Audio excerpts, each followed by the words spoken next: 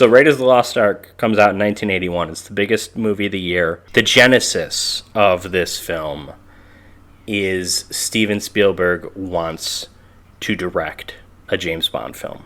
Okay. Somebody says no. I'd actually be very curious why they said no, because Spielberg was very hot in 81. He was technically coming off the first failure of his career, but obviously he has Jaws in 75, which kind of is the first summer blockbuster. It's not his first movie, but it's his first real breakthrough, like, major studio. Mm-hmm. And then he follows that up with Close Encounters, which is another huge movie. And then he follows that up with 1941, which is a bit of a misstep. I don't think I've even seen that. I never have either. John Belushi's in it.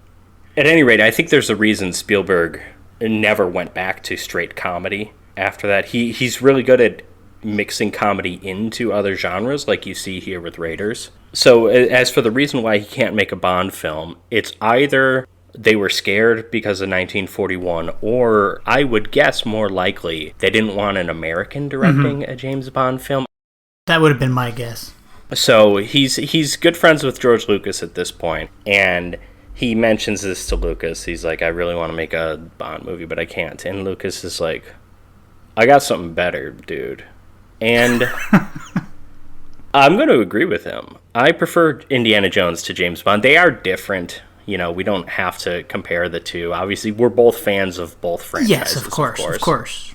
I think there is something so exciting about Indiana Jones. I mean, people like It's the style of adventure. Well, it is. I mean, people like James Bond because he's a smooth-talking, suave, secret agent who gets all the ladies. And men want to be him, but men also want to be Indiana Jones. They want to be the whip-cracking, gun-slinging, fedora-wearing world adventurer who gets into and then out of dangerous situations. You know, it has a different look to it. It's much more rugged. Or even down to, obviously, the iconic dress. James Bond, always in a suit when he's not in that classic romper, of course. But Indiana Jones, leather jacket, just like khaki pants, dirty fedora. He's in dirty environments. Yeah, he's dirty archaeologist. Yeah, James Bond's in fancy casinos and hotel rooms and stuff, and Indiana Jones is just out here slumming it in the deserts of Egypt. Once again, filming in Tunisia, which is where they filmed a lot of the Tatooine stuff in Star Wars. Tunisia was kind of Hollywood's go-to desert in Africa for one reason or another. Well, and because it wasn't, I mean, Tunisia wasn't dangerous like Egypt was in the 70s and 80s and 60s. And although, did they, I mean, The Spy Who Loved Me, unless that's some Hollywood magic, they filmed some of that in Egypt, right? I don't know. Oh, that's right, yes.